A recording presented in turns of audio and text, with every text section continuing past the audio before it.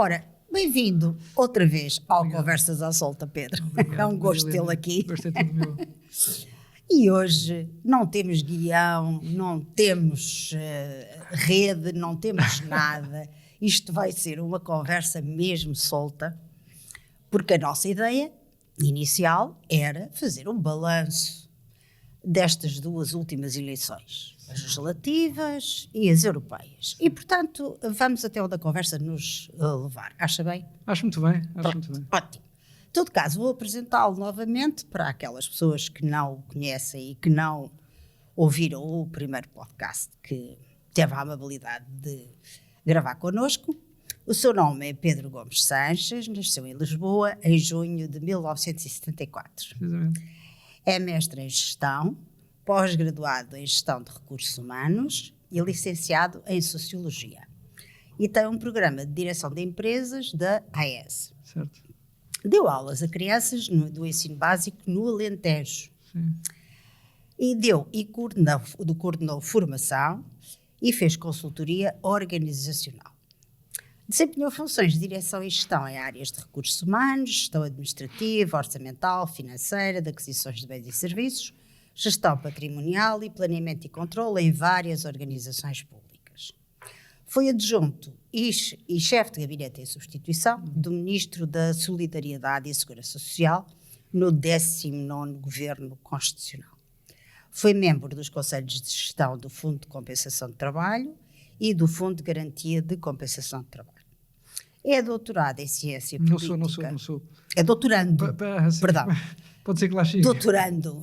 Peço desculpa, falta-me o N. Em Ciência Política e Relações Internacionais. Com tudo suspenso. Tudo suspenso, mas a tese é sobre o Benjamim de Israel. Precisamente. Portanto, eu acho que vamos esperar. No Instituto de Estudos Políticos da Universidade Católica Portuguesa, onde espera conseguir escrever uma tese sobre Benjamim de Israel. É professor convidado em várias universidades e formador no INA, em programas de formação de dirigentes da administração pública. Foi membro da direção e é vice-presidente da mesa da Assembleia Geral da Associação Portuguesa de Comunicação da Empresa. É coautor do livro Gestão de Recursos Humanos, Métodos e Técnicas, publicado em Lisboa pelo Lidl, que conta já com 15 edições. Já deve contar com mais, mas já lhe perdeu a conta. Escreve uma coluna de opinião semanal no Expresso já há mais de 3 anos e também artigos no Eco e no Observador. Sim. Tem 4 filhos. Tenho 4. Orgulhosamente pai de 4 filhos. Católico, conservador, sem partido, do Sporting e geneticamente ocioso. Isso mesmo. Pronto, Isso portanto, mesmo. está apresentadíssimo. Isso mesmo. E então, a primeira pergunta é: o que é que achou do resultado de 10 de março? Os resultados de 10 de março, da campanha, dos resultados e do pós-resultados, vamos falar depois, porque senão... mas aqueles resultados, surpreenderam, não surpreenderam? Como é que foi? Está a falar do resultado 10 de março. Das legislativas. Das legislativas. Bom, então, enfim, não me surpreenderam. E vamos falar das europeias, que de alguma maneira confirmaram esta percepção. De facto, a fragmentação política da sociedade portuguesa criou aqui uma situação muito peculiar. Eu por acaso estava aqui a pensar mais nas europeias e agora, desculpa lá, estou aqui a fazer mas podemos andar para trás e para a frente. Não, mas a ordem é boa. Na verdade, nós ficámos aqui assim à beira, dir-me-ão que a fragmentação do poder é uma coisa comum em boa parte dos países europeus, e que a necessidade de estabelecimento de acordos é também comum. E é comum e é antigo. Não tem sido esse o caso em Portugal. Dá-se o caso de, em Portugal, Em 2015 foi um marco muito importante na história política da democracia portuguesa, porque há aqui uma quebra de duas tradições da democracia portuguesa. A primeira, desde logo, é a de que governava quem ganhava. Certo. E isso deixou de ser assim. O partido mais votado. Precisamente, quem tinha ficado em primeiro lugar. Isso deixou de ser assim em 2015. E a segunda tradição, chamada Arco de Governação, e para a qual contribuiu muito o Dr. Soares, foi também quebrado, que foi a exclusão dos partidos extremistas amantes de ditaduras dentro desse arco da governação. E, portanto, esse fenómeno baralhou muito as contas daí em diante, e estas eleições deste ano vieram confirmar as suspeitas. É verdade que nós tivemos aqui uma maioria absoluta do Dr. Costa, é verdade. mas a verdade é que as eleições deste ano vieram confirmar essa fragmentação e essa dificuldade em estabelecer acordos de governo. E já agora, só um parênteses. Esses acordos que existiram com a esquerda prejudicaram-na? Se prejudicaram a esquerda? Sim. Isso... Eu acho, que claramente prejudicaram. Sim. Enfim, nós não temos um guião para esta conversa, mas eu trouxe aqui assim, alguns dados. Estava aqui, como lhe dizia, mais focado nas europeias, mas o Bloco de Esquerda teve, nas europeias de 2019, 9,82%. Nas legislativas, estas, 4,36%, e nas europeias, estas, 4,26%. E o PC teve 6,88% nas europeias de 19, 3,17% nas legislativas de 24 e agora 4,12% nestas europeias. Mas há claramente aqui assim um deslizar, uma rampa deslizante. Que poderá ou não ser atribuída à geringonça. Sim, bem, nós estávamos habituados a derrotas transformadas em vitórias, normalmente vindas da esquerda. E destas eleições, designadamente as europeias, não foram exceção a isso. Nós assistimos a expressões de grande satisfação na sede do Bloco e do PC, com a eleição dos deputados para o Parlamento Europeu, mas, enfim, foram derrotas transformadas em vitórias, o que não é um caso inédito, e nós já vínhamos estando habituados a isso. O que é que aconteceu de diferente desta feita? Foram vitórias com sabor a derrota e derrotas com sabor a vitória. É verdade. E isso eu acho que interessa perceber, e agora um bocadinho ligando os pontos, nós tivemos uma derrota com sabor a vitória da AD e tivemos vitórias com sabor a derrota do Partido Socialista e do Chega. Porquê derrotas e porquê vitórias? Claramente o Partido Socialista ficou em primeiro lugar, enfim, 40 mil votos de diferença, mas não obstante isso ficaram em primeiro lugar, enfim, de alguma maneira corrigindo o resultado das legislativas 2 ou 3 meses antes. Mas perderam deputados no Parlamento Europeu. Exato.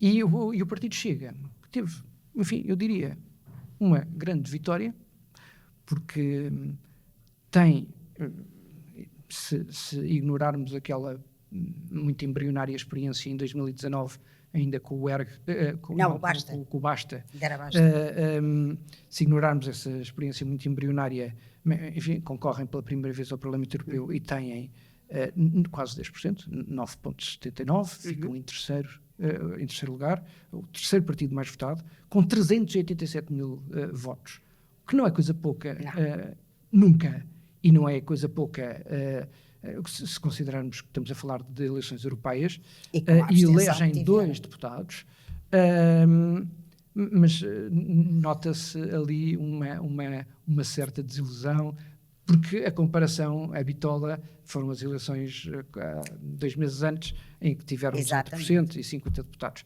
De qualquer das formas, enfim, ouvi alguns comentadores dizer que o Chega perdeu 800 mil votos. Bem, o Chega não perdeu 800 mil votos. Porque se disséssemos que o Chega tinha perdido 800 mil votos de umas eleições para as outras, tínhamos que dizer que a AD perdeu 600 mil votos, ou que o PS perdeu também perto de 600 mil votos. Bem, essas contas não se fazem exatamente assim. Mas, enfim, tendo ganho, ficaram com um sabor amargo de derrota. E porquê que ficaram com um sabor amargo de derrota? Porque a tenaz sobre a AD não se fez sentir. Pois. E a AD, não tendo ganho, tendo ficado em segundo lugar, ficou ali um bocadinho com o sabor a vitória, porque dá um bocadinho a sensação de que, bom, estes não se atreverão, isso ainda está por confirmar, e podemos falar sobre isso, mas assim, numa leitura imediata, estes não se atreverão a fazer-nos, a ter a tentação de nos fazer cair em outubro. Outubro, enfim, quando se discutir o Orçamento de Estado para 2025. O Pedro Nuno Santos, nessa noite, afirmou claramente que não iria ser obstáculo. Mas isso é para quem acredita no Pedro Nuno Santos e na conversa de licodoce do Partido Socialista, que, enfim, ou alguém é um tifosi do Partido Socialista ou alguém é muito ingênuo para acreditar que, enfim, o Partido Socialista não tem na sua natureza a placidez necessária de viver bem na oposição. O Partido Socialista não sabe ser oposição. E dir-me-ão, mas isso é abusivo afirmar isso. Não é abusivo. Nos últimos 28 anos... Enfim, as contas depois variam aqui um bocadinho, mas nos últimos 28 anos eles tiveram 22 anos no poder. Mesmo que, e eu não acho que isso exista, mesmo que na sua natureza estivesse uma grande predisposição para um jogo democrático de alternância e um convívio tranquilo com o poder estando na oposição, e repito, eu acho que não, mas mesmo que isso existisse, o facto de terem estado 22 nos últimos 28 anos tornaria o desempenho desse papel muito difícil. Certo. E, portanto, isto para dizer que o Pedro Nuno Santos pode dizer o que quiser e podem vir com a conversa de que há uma nova geração no PS que precisa de tempo, de adaptação. A verdade é que a sua vocação de poder, eu agora vou colocar as coisas nestes termos para não moralizar. Sim. Enfim, objetivamente, a sua vocação de poder compadece pouco com uma permanência muito longa na oposição. Há um dado neste PS e com este líder adicional. Sim. É que ninguém olha para o Pedro Nuno Santos como um homem de grande estabilidade e de grande sentido de Estado. O Pedro Nuno Santos é o jovem revolucionário, não é? O das pernas a tremer dos banqueiros alemães. Exato. E mesmo tendo amadurecido entre essa declaração e o dia de hoje, a verdade é que ele não é propriamente o homem da oposição serena e duradoura. E, portanto, se não entregar os resultados que o partido precisa, alguém se encarregar-se-á dentro do partido de o substituir. Certo. É um partido, de resto, muito fértil nessa matéria. O António José Seguro ganhou as eleições europeias e aparentemente terá ganho por pouquinho para ser substituído por um novo líder. Exato. Que depois acabou por perder as eleições, tendo conquistado o poder da forma que já falámos em 2015. Portanto, só para dizer que, enfim, ganharam, mas parece que não ganharam bem. O Chega ganhou, mas parece que também não ganhou bem. A AD perdeu e, de repente, ganhou aqui um balão de oxigênio. Também não perdeu nenhum deputado, o que é bom. Não perdeu nenhum deputado, e essa foi a leitura da generalidade dos comentadores, Exato. Porque teve 7. E em 2019 teve 6 o PPD, mais 1 do CDS, estava 7. Mas eu devo lembrar que, pelo método de D'Hondt, se os votos do CDS tivessem sido somados aos do PPD, ou seja, se a AD tivesse concorrido junta em 2019, não teriam eleito 7, teriam eleito 8. É verdade. Portanto, enfim, condescendo nessa leitura de que não perdeu votos, de que não perdeu deputados, mas as contas não são assim tão lineares. Para sermos rigorosos, não deveria ser de outra forma. Certo. Depois a questão do balão de oxigênio. O que é que representa este balão de oxigênio para o governo? E representa? Não sei. Pois, é essa a minha dúvida. Eu acho que o governo teve um arranque muito tíbio, enfim. Primeiro mês. Foi, de alguma maneira, até bastante preocupante. E de repente entrou numa rotação que permitiu fazer um conjunto de entregas. Não sem armadilhas. Lembra o caso das SCUT, o caso do IRS, numa coligação entre o Partido Socialista e o Chega, querendo governar a partir dos lugares da oposição no Parlamento. Mas a verdade é que o governo entrou aqui numa rotina de entrega, mas enfim, deixem-me usar esta imagem. Deixa à vontade. Um carrinho de supermercado carregado de guloseimas não são as compras do mês que uma família precisa. Pois não. E eu uso esta imagem propositadamente, primeiro porque tenho uma família numerosa e portanto é-me muito familiar a pressão para comprar gulodices em alternativa a comprar as coisas que de facto se precisa. Exato. Mas eu uso esta imagem de propósito porque de facto até uma família que satisfaz muito a gulodice dos mais novos, há um momento em que essa gulodice deixa de ser satisfeita. Verdade. Fazendo a ponte agora num tom um bocadinho mais sério, o que eu quero dizer é que satisfazer pretensões de corporações profissionais, entregar ao país um conjunto de medidas que resultam num aumento de despesa, entregar ao país um conjunto de medidas que significam uma redução de receita. Pode ser muito agradável, mas não é sustentável, ponto número 1. Sim. E não é garantido que isso configure passos seguros para uma visão alternativa de país, uma visão alternativa ao PS, uma visão para o país alternativa à do PS. E, terceiro ponto, as condições políticas objetivas no Parlamento não mudaram. Pois. E, portanto, ainda que neste tempo, entre o dia das eleições europeias e a votação do Orçamento de Estado, considerando até, enfim, admitindo com boa vontade a verdade das intenções do Pedro Nuno Santos,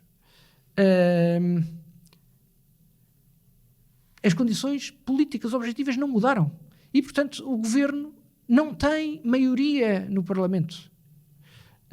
E não parece haver, nem por parte do PS, nem por parte do Chega, grande disponibilidade para serem parceiros construtivos. Também me parece. Numa solução do governo. Num caso, por culpa do PS, noutro caso, por culpa do Chega e do governo.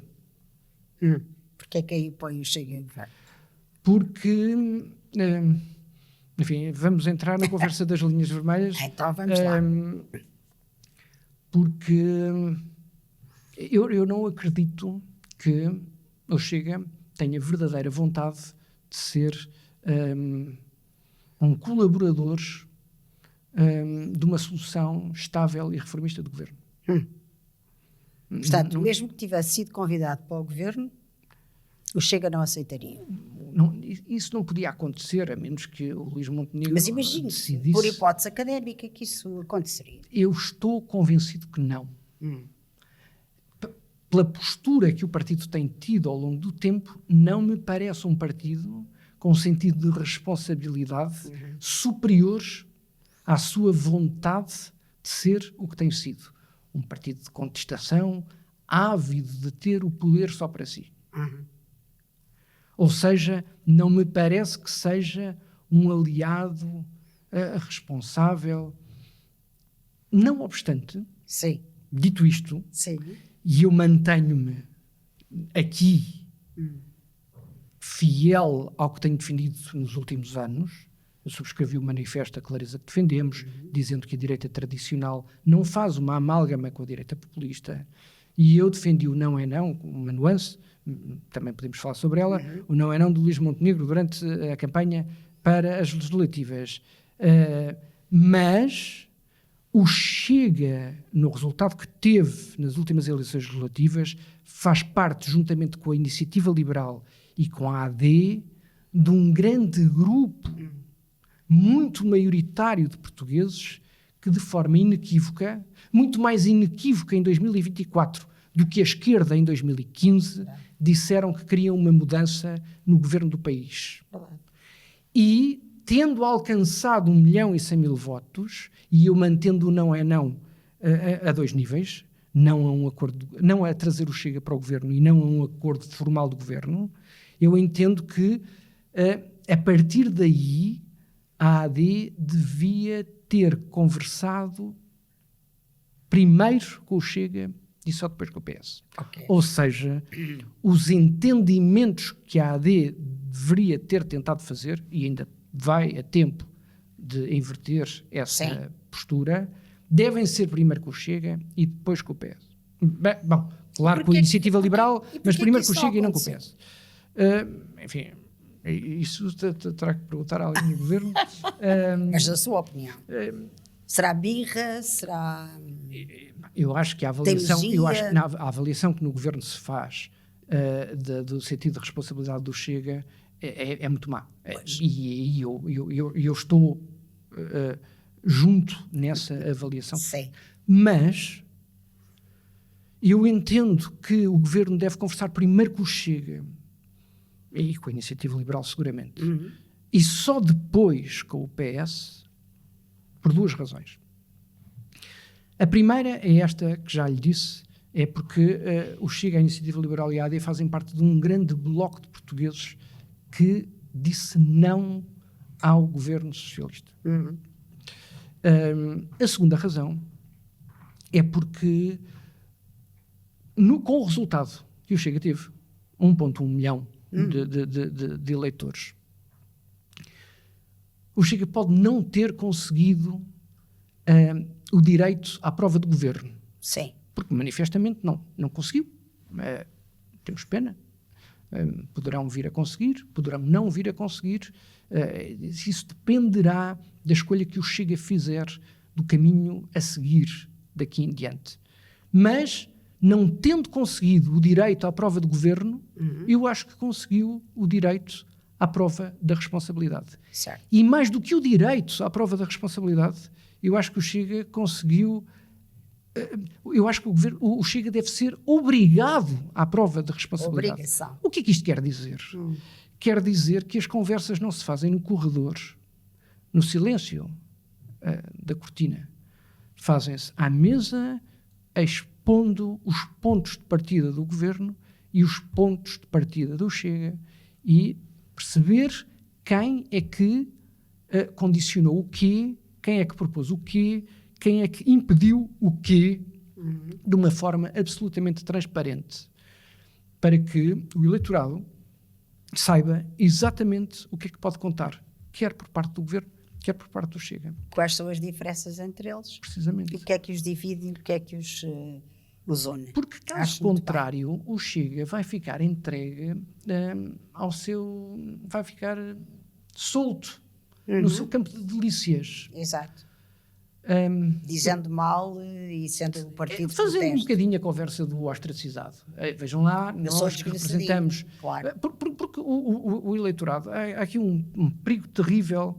Há aqui um perigo terrível para os atores políticos. É porque é bem... Eu percebo aquela nuance do... mas o Chega isto, a direção do Chega isto, mas o eleitorado aquilo, como se fossem entidades distintas. E são. E eu entendo que a direita tradicional deve endereçar respostas ao mal-estar das pessoas, respostas decentes, claro, ao mal-estar das pessoas que, em algum momento, votam em alguém que tem um discurso um bocadinho mais extremado, um bocadinho mais radical, um bocadinho mais desabrido. Mas, quando os atores políticos ostracizam um determinado partido, os eleitores desse partido sentem-se ostracizados com o partido. E isso não me parece que seja uma estratégia especialmente inteligente no momento em que, ainda por cima, o governo não tem as condições necessárias para entregar de facto respostas que sejam sustentáveis. E eu acabo dizendo uma coisa. Sim. É que normalmente nós colocamos sempre o debate sobre este tempo entre as europeias e a votação do orçamento e o que é que vem a seguir, sim, nesta perspectiva de será que o Chega ou o PS querem eleições antecipadas? Eu acrescentaria uma outra pergunta. Sim. Será que o governo quer eleições antecipadas? E eu acho que não há como não pensar que quer. Porque ninguém está a imaginar um governo, porque o governo tem uma vocação de reeleição, não é? Supostamente. Este governo, com estas condições objetivas, ou com esta falta de condições objetivas no Parlamento, a falta. Aguentar-se 4 anos a distribuir o que tem, o que não tem, e depois, enfim, sem poder entregar uma visão alternativa de país. Eu acho que a carne está toda no assador agora desta feita do lado do governo e, portanto, encostando todos os outros atores à parede. Vamos ver quem é que cede primeiro e quem é que faz a vontade a quem. E agora, e só uma pergunta. Como é que interpreta, se é que é possível fazer o paralelo entre legislativas e europeias, que são eleições muito diferentes e com condições muito diferentes e até com níveis de participação muitíssimo diferentes. Como é que interpreta os resultados mais falados, que são os resultados do Chega? Isto é, o eleitorado do Chega não foi votar, porque não lhe interessa votar nas europeias, ou o eleitorado do Chega está a diminuir? O que é que lhe parece? Eu acho que a escolha do candidato, mas a maioria das pessoas, mas sobre o candidato, a maioria das pessoas a quem perguntaram se conheciam o candidato, iam votar Chega, e a quem perguntaram se conheciam o candidato do Chega, não o conheciam. Portanto, se iam votar Chega por causa do André Ventura e não por causa do candidato. Para algumas pessoas pode ter tido importância, mas deu-me ideia que para a maioria, de acordo com aquele estudo que foi feito, penso que pela Católica, isso não era importante na decisão do voto. Portanto, não sei. Gostava de ouvir a sua opinião. Eu acho que o candidato importa. E pesou, de alguma maneira.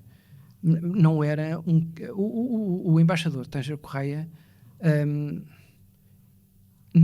o embaixador Tanger Correia não era um candidato fraco. Não foi um candidato fraco, foi um candidato fraquíssimo. Fraquíssimo, com desempenho fraquíssimo. Ninguém percebia muito bem o que é que ele estava a dizer, de que é que ele estava a falar. Estou a falar só na forma. Claro.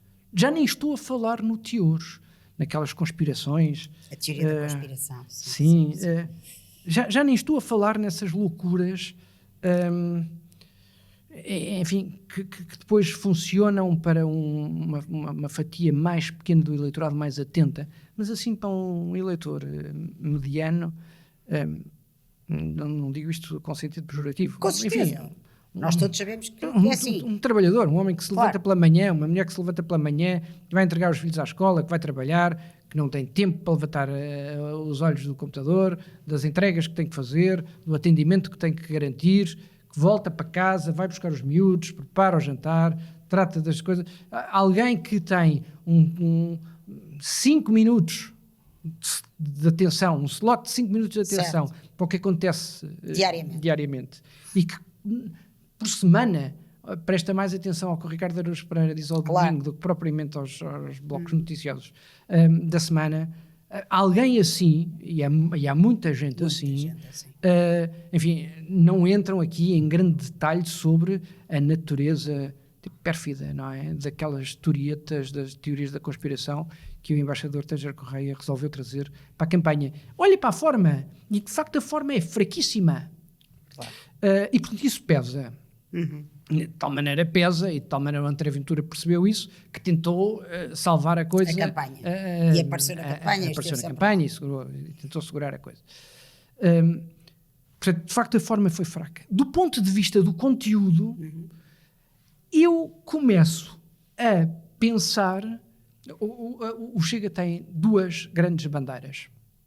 Enfim, eu destacaria duas grandes bandeiras. Sim. O combate à corrupção, certo, e o combate à imigração. Num caso com propostas insuficientes. Estamos a falar da corrupção. Estamos a falar da corrupção. Eu acho que eu chamaria propostas delirantes. Mas vamos manter. Eu estou a fazer aqui um esforço. Mas eu posso dizer o que acontece. No caso da imigração, com propostas indecentes e indecorosas. Que, entretanto, se moderaram. Pois, que é engraçado. Mas o que me parece é que a tónica foi mais colocada. O embaixador Tanger Correia tem irritantes, designadamente para o André Ventura, e eu fiquei surpreendido com a escolha do Tanger Correia. Não pensei... Fiquei surpreendido. Não achei que o André Ventura escolhesse o Tanger Correia como cabeça de lista. A hipótese do Tanger Correia é uma hipótese antiga, já se falava há muito tempo, e eu não achei que ele arriscasse. Enfim, o embaixador Tanger Correia expressou nas redes sociais, por impulso, assim que a Rússia invadiu a Ucrânia, um conjunto de posições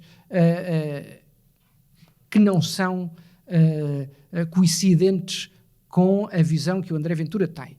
Designadamente uma série de considerações ao imperialismo americano e às pulsões imperialistas da NATO, quase como que adversativas para uma invasão ignóbil que um país faz a um país soberano. E mesmo assim... Quase como aquela conversa do Ucrânia posto a jeito. Exato. E portanto, eu não achei que o André Ventura escolhesse o Tanger Correia. Ainda assim escolheu. Portanto, isso não foi um tema que tivesse vindo muito à discussão, e o que me parece é que, durante aquele tempo, a grande bandeira do Chega foi mais o combate à imigração, e menos o combate à corrupção, e menos um debate que eu até acho que o Chega podia ter capitalizado para si, porque tem permeabilidade em muitas franjas do eleitorado, que é o eles lá na Europa. O Diretório Europeu vis-à-vis a nossa soberania. Certo. Nem por aí. Não. Nem por aí. Outro candidato mais arguto, mais rápido... Poderia ter tirado. Então, naquele tempo, até um bocadinho já na sequência do que tinha sido a reta final das legislativas, a tónica foi o combate à imigração. E eu acho que foi um erro, porque o eleitorado português não sente a imigração como o eleitorado francês, por exemplo. Enfim, para dar um exemplo muito flagrante de contraste. Sim. A forma foi fraquíssima, o conteúdo foi errado. A conjugação disto tudo terá resultado neste resultado final. Mas, e agora respondendo diretamente à pergunta, a perda do Chega, um partido que se apresenta a eleições com uma fasquia muito alta, mas com uma péssima escolha de candidatos e com uma péssima escolha de temas, teve quase 10%. Verdade. 387 mil votos numas eleições europeias. Eu diria que o Chega está para ficar. Isso está. E há um eleitorado que terá consolidado, independentemente das barbaridades que possa dizer, ou independentemente do sentido de responsabilidade que possa ganhar. Certo. O Chega pode ser várias coisas. O Chega pode piorar, pode melhorar, e o caminho que o Chega vai escolher dependerá muito da vontade do André Ventura, das oportunidades que ele conseguir perceber, mas também do tratamento que se lhe der. E é por isso que eu entendo, ligando as perguntas, que o Governo tem que trazer o Chega à mesa da responsabilidade. Sim. Mesmo que não resulte acordo. mas para que fique evidente o que é que cada um defendeu e como é que aquelas coisas se fazem e com que dinheiro e em que termos. No que diz respeito às propostas que eles têm no seu programa. Muito bem. Sim, senhora. O outro resultado interessante foi o da Iniciativa Liberal, comparando com março. E notou-se que, claramente, isto é a minha leitura, mas gostava de ouvir a sua, que a marca Cotrim tem muito mais peso do que a marca Iniciativa Liberal. Certo. E, portanto, a Iniciativa Liberal, neste momento, está com um problema, ou deverá estar com um problema, que é como é que vai conseguir apresentar-se a eleições sem perder esta votação que teve com o Cotrim. O que é que acha que vai acontecer? Quais são as soluções que a Iniciativa Liberal tem? As informações que eu tenho sobre o que se passa na Iniciativa Liberal não são extraordinárias e não são de agora. Há ali aqui e ali algumas tentações de purismo ideológico. Não vou entrar por aí, até porque não conheço com grande detalhe o que é que ali está a acontecer, mas há uma coisa sobre a Iniciativa Liberal que eu queria dizer. A Iniciativa Liberal, enfim, todos os partidos são muito têm uma grande dependência relativamente à sua liderança. Isso é verdade. Todos. Um mau líder faz fraco um partido, um grande líder faz forte o partido, e a variável liderança explica muitas vezes o resultado que os partidos têm. Claro. Dito isto, eu estou convencido que a Iniciativa Liberal, como o Partido Comunista, é menos dependente da variável liderança. Ou seja, pela sua natureza ideológica, porquanto não seja um louco varrido claro. na liderança, um líder mais insuficiente, resiste melhor num partido como a Iniciativa Liberal ou como o Partido Comunista do que num partido como o PPD ou como o PS. Certo. Portanto, se eu estou convencido que o Chega consolidou um eleitorado, independentemente das oscilações que possa sofrer, há ali um eleitorado que está consolidado, que é um eleitorado que, de alguma maneira, há muitos anos, era do Partido Comunista, um eleitorado, não estou a dizer que são as mesmas pessoas, claro, mas um eleitorado com as mesmas motivações de protesto, de um bocadinho os desvalidos do progresso. Se eu acho que o Chega consolidou esses, eu acho que a Iniciativa Liberal consolidou os outros. Perguntar-me-á se não são mais voláteis do que aqueles outros no Chega. Eu acho que são. Uma liderança forte, com uma visão mais determinada, com menos tibiezas no exercício do poder, que surgisse no PPD, ou no espaço da AD, mais facilmente ia buscar esse eleitorado. Numa posição de algum enfraquecimento do espaço da AD, por razões diversas, também liderança, mas não só, este eleitorado tenderá a votar numa ideologia na qual se revê mais. É ver os estudos sociológicos que saíram a seguir, qual é que é o perfil, mais licenciados, mais homens do que mulheres. Exatamente. Portanto, mas vou ao efeito Cotrim. Foi o único partido que subiu em termos de número de votos das eleições relativas para as eleições europeias. Acho que claramente o Cotrim é fortíssimo, não é? Fortíssimo do ponto de vista, enfim, aquilo que eu usava para designar o Tânger Correia como um candidato fraquíssimo, Na forma, neste caso, o jogo de Trio Figueiredo é fortíssimo. Tem ótima conversa. Mesmo que não se perceba muito bem o que é que ele está a dizer, ele é convicto, ele é convincente. Parece que as pessoas gostam de o ouvir. Sim, exatamente. É uma figura agradável, não é um tipo conflituoso. Ponto a favor. Outro ponto a favor, a concorrência. Claro. Claro. A concorrência. Quem é que era a concorrência do João Coutinho Figueiredo? Era o Tancredo Correia, já falámos sobre ele, e era o Sebastião Bugalho. Exatamente. Não, o Sebastião Bugalho é o neto que todas as avós de direita gostavam de ter. Não é? O Sebastião Bugalho não é o jovem que o jovem quer ser. Não, o Sebastião Bugalho é um velho.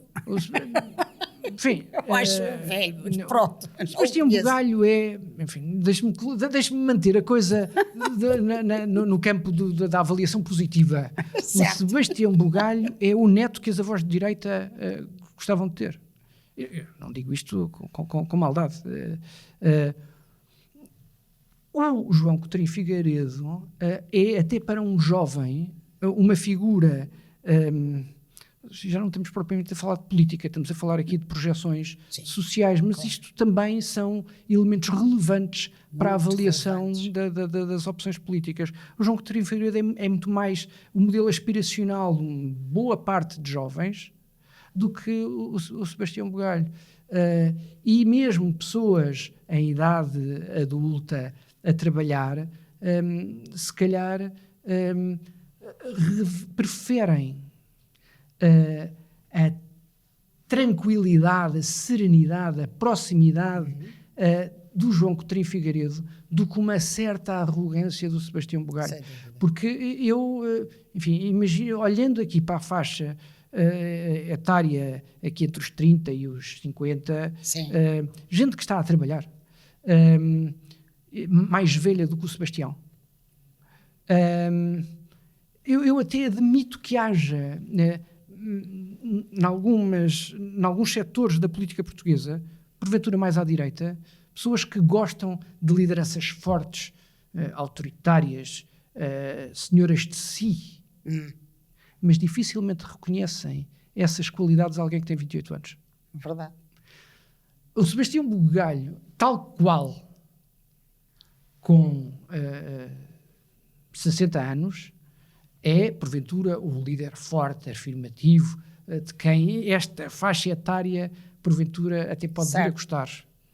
Mas dificilmente acham aceitável que essa arrogância, essa altivez, venha de alguém com 28 anos. Portanto, o João Coutinho Figueiredo e a Iniciativa Liberal, neste turbilhão, acabaram por ganhar em várias frentes, não é? Na comparação...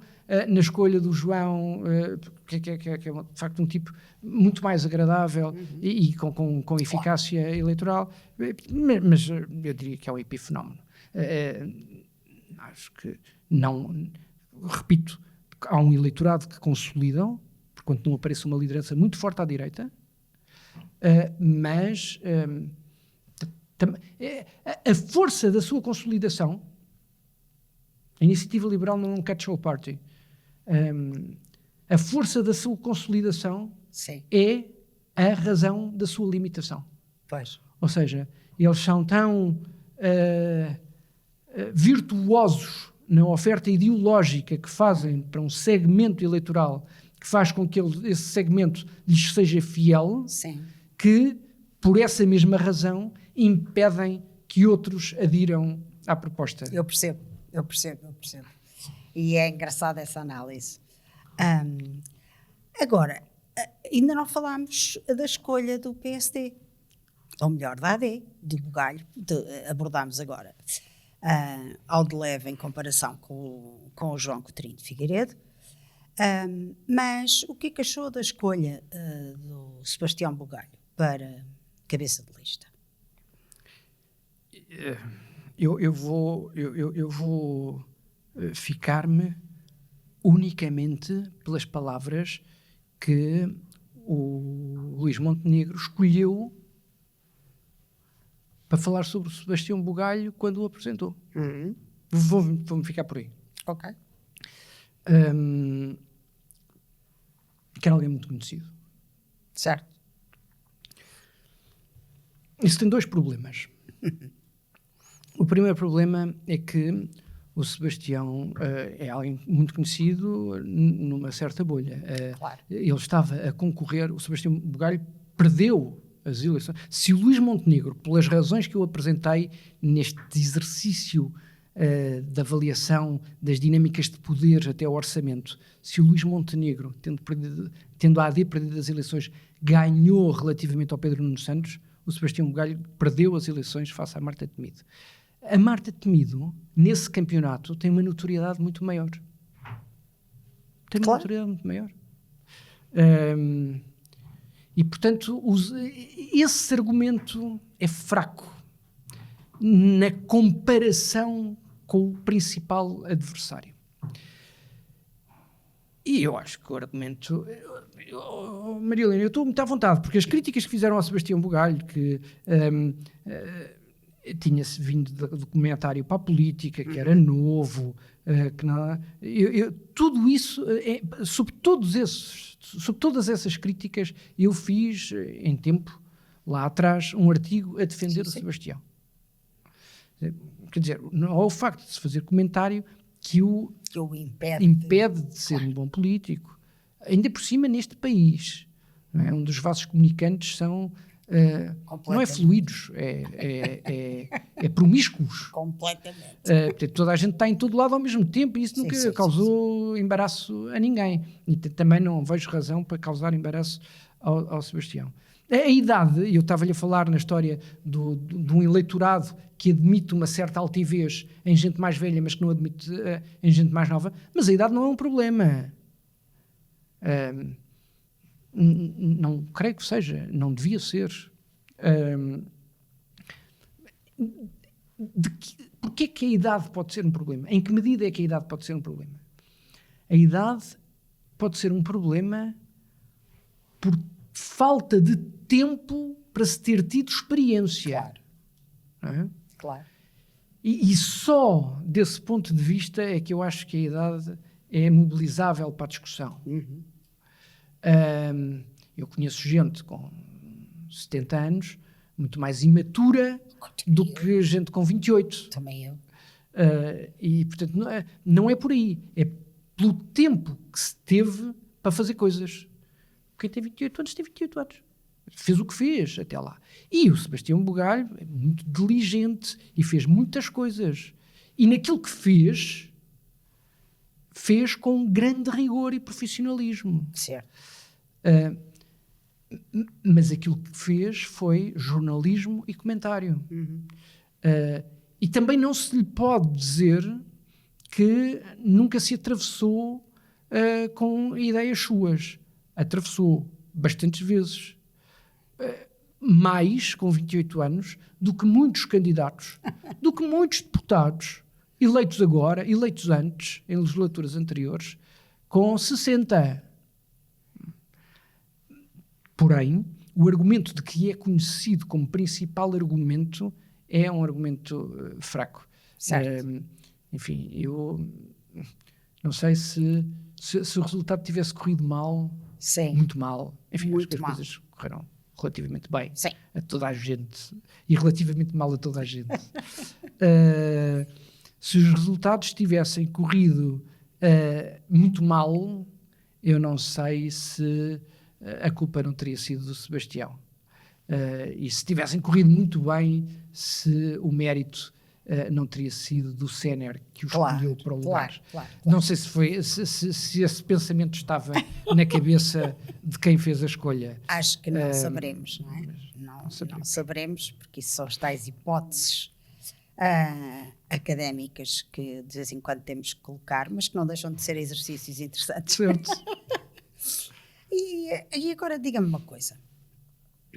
Com este cenário, nós já lá andámos perto, já lá andou perto, com este cenário que temos legislativo desta Assembleia, com o que já aconteceu desde a eleição do Presidente da Assembleia da República até aos casos das SCUTs, IRS e por aí fora, E tendo que apresentar um orçamento em setembro próximo, o que é que lhe parece que vai acontecer? Há bocado falou aí ao de leve na eventualidade do próprio Luís Montenegro querer eleições antecipadas. Porque o PS não me parece que queira, o Chega não sei se quererá, e portanto o único talvez neste momento interessado seja mesmo o Luís Montenegro. E será que ele quer mesmo, ou será que ele próprio se considera um líder a prazo? Eu não acho nada disso. Não? Qual é a sua leitura do que é que vai na cabeça de Montenegro neste momento? O Luís Montenegro pode ser um líder a prazo, mas não acho nada que ele ache que é um líder a prazo. Ele não acha que eu não acho que ele ache. Certo. Não, de todo. Não há nenhuma razão para que ele se considere um líder a prazo. O Luís Montenegro tem hoje uma imensa vantagem face ao Luís Montenegro de fevereiro deste ano. É porque ele agora é o incumbente. Em fevereiro era o desafiante. Agora é o incumbente. É verdade. E essa circunstância não é coisa pouca em política. É um gravitas que surge com o exercício do poder. E ele tem vindo a trabalhar isso. Nota-se. Não sei se costuma ler o João Miguel Tavares. Sim. Não sei se viu. O João Miguel Tavares não é o melhor amigo do Luís Montenegro. Pronto, eu sei. Mas o João Miguel fez um artigo, acho que foi na semana passada, precisamente sobre o comportamento do Montenegro, se não terá aprendido com o Costa. Certo. E realmente ele é outra pessoa e tem lidado de outra forma. Isso concordo consigo, são parentes, peço desculpa. Então, o Luís Montenegro não creio que se considere um líder a prazo. Tem hoje uma posição muito mais favorável do que tinha em fevereiro, por esta circunstância de ser agora o incumbente e antes ser... Quando é que um incumbente perde as eleições? Quando aparece outra pessoa. Quando aparece um desafiante que diz: este cavalheiro é o responsável pelo estado a que isto chegou. E eu não sou um louco. Eu sou uma pessoa capaz de fazer... Claro. Não fazer tão mal. Certo. Eu estou a simplificar muito, mas isto tem uma longa tradição na política norte-americana. Pois tem. Que é... o desafiante diz: este é o vosso incumbente e é o responsável pelo estado em que isto está. Eu não vou fazer nada semelhante a isto. Exato. O desafiante que consegue convencer o eleitorado desta narrativa muito simples, claro, depois... não é nada simples, isto é trabalhado. Parece o desafiante que pode ganhar.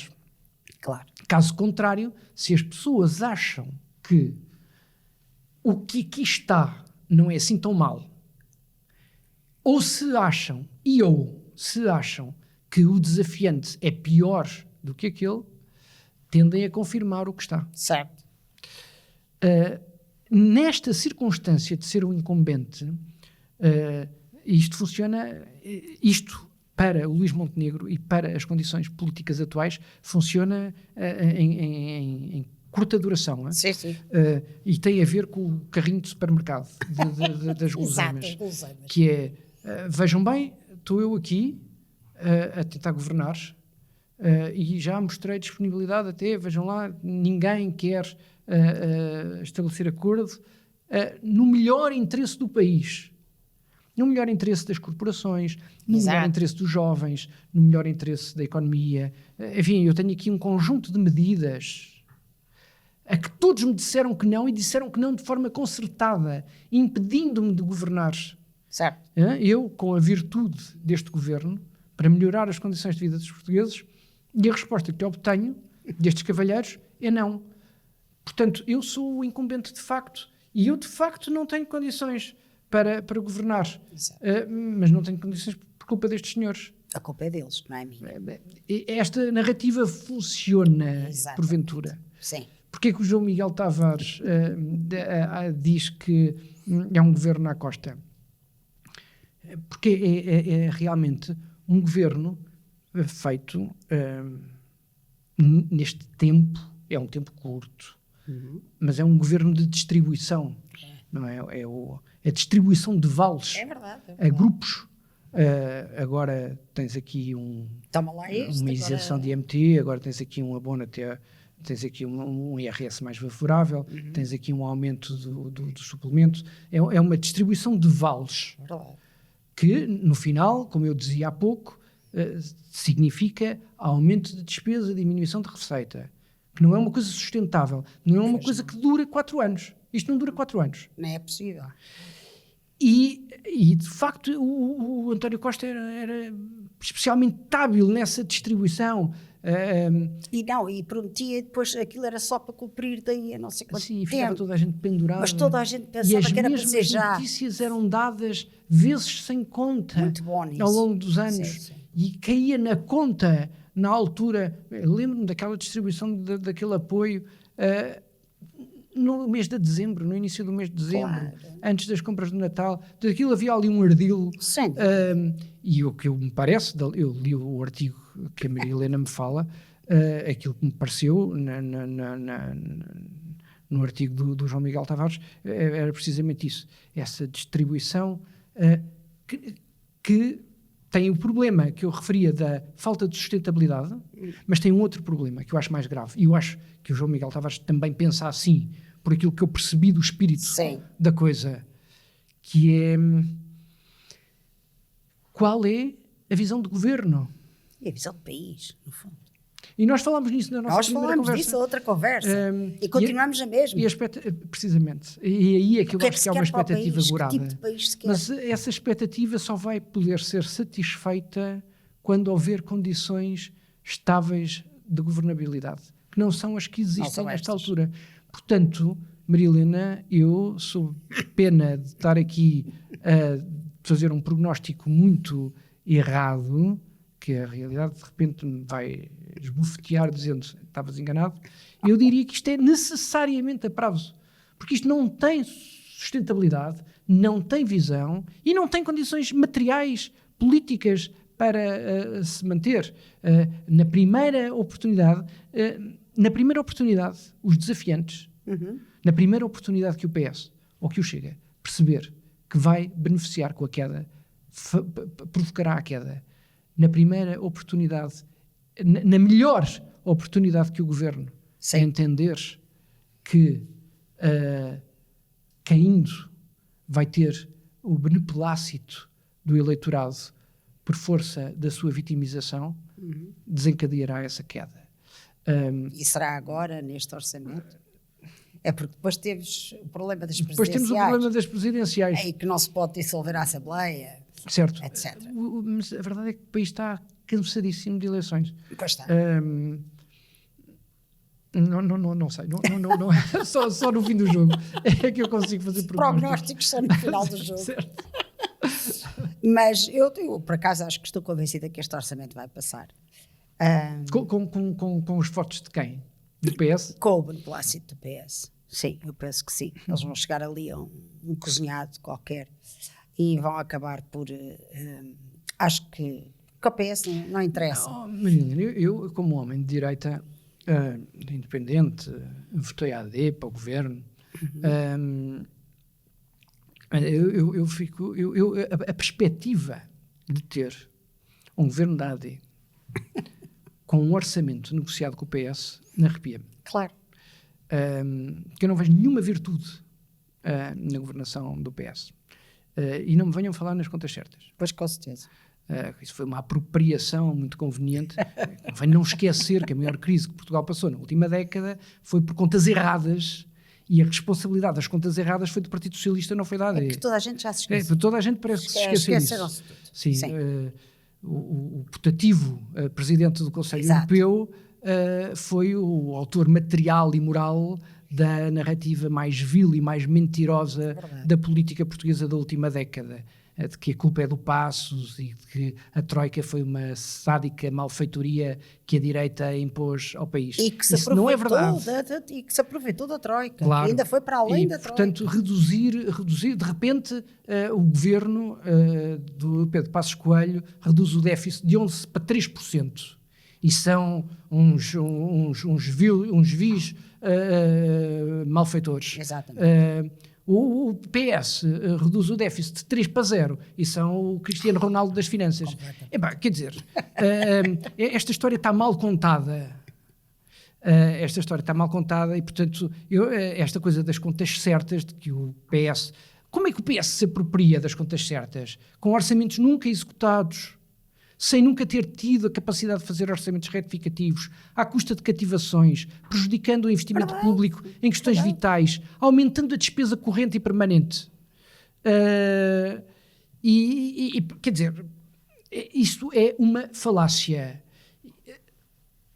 Um orçamento de um governo de direita negociado com o PS, independentemente do que venha a ser negociado, eu tendo a dizer que não augura nada de bom. Eu também acho que não. Mas eu acho que não vai haver outra hipótese. Isto é o que eu acho. Veremos. Cá estaremos para ver. E agora, só para terminar, o que é que me diz daquele balde de água fria?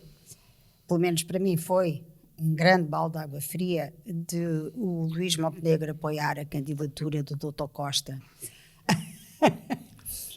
para a Europa. Para mim foi um balde de água fria, para si não sei. Eu escrevi sobre isso hoje no Expresso. No melhor cenário, sim, no melhor cenário, e posso falar sobre o pior, mas no melhor cenário é uma parolice. É aquela coisa do pá, vamos lá ter um português lá na Europa, lá num lugar importante da Europa. Esta ideia, sim, esta ideia, deixa-me dar um ar mais sério à coisa. Há umas décadas, Portugal teve um debate muito engraçado. Estávamos a preparar para entrar para a União Europeia e tivemos um debate muito interessante. O Dr. Soares defendia uma tese que era Europa connosco. E o Dr. Lucas Pires defendia uma tese de mais Portugal com a Europa. Estas duas teses tiveram declinações ao longo do tempo. A primeira teve a declinação dos fundos estruturais, quanto mais é que nós podemos ir buscar, que é uma tese muito interesseira e que, no limite, é esta ideia de ter gente nossa lá num lugar importante da Europa, que é isso que eu digo que é um bocadinho pacóvio, não é? A outra tese era de ter um Portugal mais ativo com a Europa, menos dependente dos fundos estruturais, mas muito mais empenhado em afirmar uma vertente atlântica da União Europeia, por força do contributo que nós podíamos dar nessa ponte com a África e com a América Latina. Enfim, estas duas teses sempre existiram, continuam a existir. Esta coisa, eu percebo muito bem o argumento de todos aqueles que me vêm falar em realpolitik, que é, bom, ter lá um português pode facilitar. Que é para dar um jeitinho. Eu devo dizer-lhe uma coisa, não estamos a falar de um português, estamos a falar do Dr. Costa. Sim, verdade. E um governo de direita. Eu nem sequer critico a possibilidade do governo português, lá nos corredores da diplomacia, tratar de fazer um apoio da candidatura. O que me choca é o gáudio, a vocalidade com que o anúncio foi feito, o tempo e o modo. Não é? Não só apoiamos, como tudo faremos para, disse o Dr. Montenegro, na noite das eleições europeias, sim, roubando todo o espaço ao seu candidato, roubando todo o tempo ao seu candidato, que ficou chutado para... que ninguém ouviu. Para coisas que se ouviram depois, que ninguém ouviu.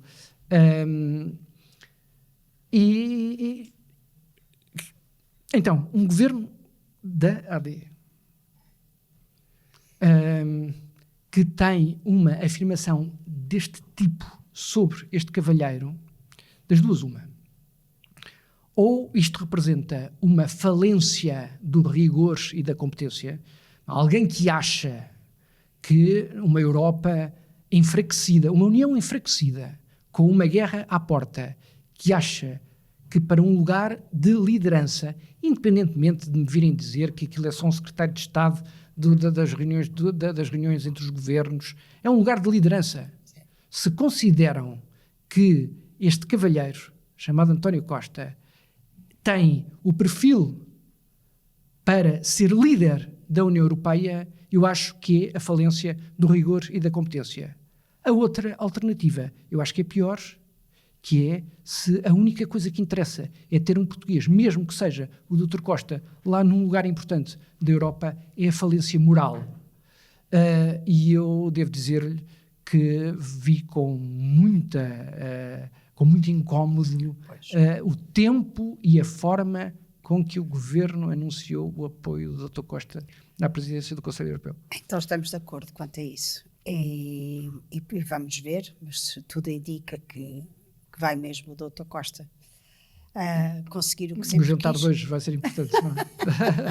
Conseguir o que sempre quis. Há 4 anos, o Dr. Costa fez um desafio à Holanda, não sei se recorda, quase que ameaçou uma expulsão da Holanda, porque a Holanda não queria partilhar os bónus. Sim. O Dr. Costa não queria partilhar os ónus, mas a Holanda não queria partilhar os bónus e fez assim teve umas declarações muito infelizes. Sim. Um pequenino país a ameaçar a Holanda. Enfim, o Dr. Costa tem um histórico muito peculiar com a União Europeia, não é? Nós não nos esquecemos do caso. Há quem viva bem com isto, eu não. Não é o meu caso. Nós temos a história do Procurador Europeu. Isso foi uma não é? Em que o Governo mentiu à União Europeia. Deliberadamente. É este o cavalheiro que nós entendemos ser apropriado para liderar o Conselho Europeu? Eu não entendo. Que não. Mas, pelos vistos, há quem entenda, não é? Pedro, o nosso tempo já passou. Pronto, temos que ficar por aqui. Não é que a conversa não pudesse ainda continuar, como sempre. Sem guião. E sem guião ainda é melhor. Sim. Portanto, nós não precisamos de guião. Foi um gosto tê-lo aqui. Foi todo meu.